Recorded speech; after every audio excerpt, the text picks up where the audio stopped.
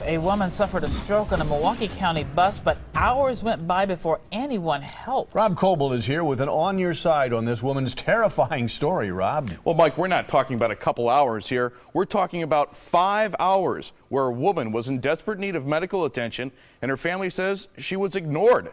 Now, doctors say those hours where no one spoke up could have been critical in her recovery. On an ordinary workday, a Milwaukee County Transit bus ride took Marion Warbleton to a place she never thought she'd be. I lost a lot of memory that I used to do all the time. Like her word search, the words are there. It just takes her a while to find them, because while on number 15 bus, Marion had a stroke. After I got on the bus, I couldn't remember what happened after that. The stroke happened in an instant, but hours went by where doctors say her fate could have been drastically changed. She got on the bus here at Hadley and Holton, and she was supposed to get off right here on Wisconsin Avenue. It should have been just a 10-minute ride, but Marion, unable to move, didn't get off. Instead, she rode all the way to South Milwaukee, then all the way back up to Bayshore South, and her family says she rode the entire route twice. They now blame the bus driver. I think part of the responsibility is driving safely, but also the care of the person that gets on the bus. Marion's brother Benji now takes care of Marion as she relearns the forgotten. How to do wash, how to do her normal routine that she was into before. My mom is helping her with the knitting. This is my project, which I share with everybody. A Kleenex holder and a cross she'd hand out, the handmade gifts to people on the bus.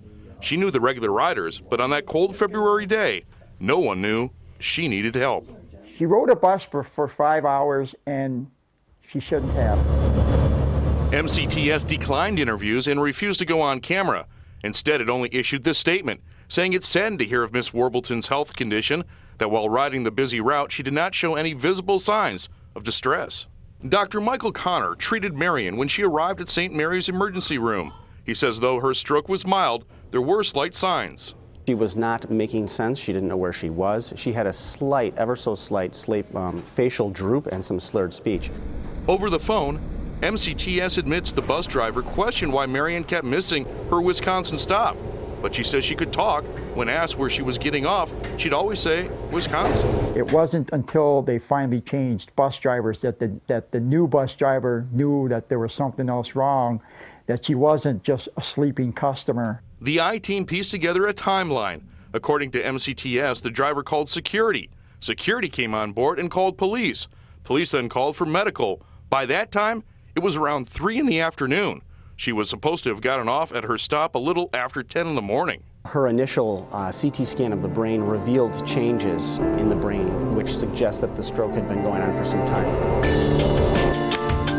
Almost 4 months later, Marion goes to therapy twice a week. Okay, so now this recipe is going to be a little more difficult. Learning how to live again on her own. There you go. Okay. Now I'll start. After she felt so alone on that bus. I very much think so, that I'm very improving a lot from when I first started. And we asked MCTS for bus cam video to confirm its side of the story. A spokesperson says they deleted the video because, as far as they were concerned, there was no incident worthy of keeping the tape, and that's also their standard protocol. They also say their bus drivers do not have medical attention and encourage other people, if they see something that seems strange, call 911. We've also posted some warning signs of symptoms of people who may have strokes on our website that you want to check out. Yeah, make sure that everybody sort of takes care of each other. Yep, and look checks, out for each other, absolutely. Makes sense. Okay, Rob, thank you very much.